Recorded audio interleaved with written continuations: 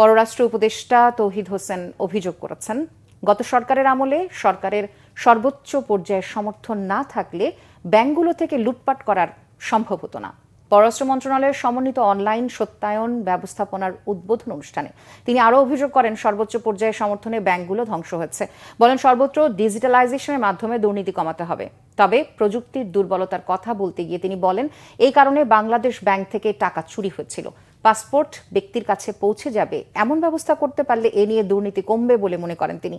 Italy যাওয়ার ক্ষেত্রে শুধু বিমান ভাড়া ছাড়া কোনো টাকা লাগার কথা নয় জানিয়ে তিনি বলেন, দালালরা এক একজন লোকের কাছ থেকে 14-15 লাখ টাকা নেয়। সমন্বিত সত্যায়ন ব্যবস্থা চালুর ফলে মানুষের দুর্ভোগ কমবে বলে মনে করেন তিনি। পররাষ্ট্র সচিব জসিমউদ্দিন সহ বিভিন্ন মন্ত্রণালয়ের ঊর্ধ্বতন কর্মকর্তারা এতে অংশ নেন।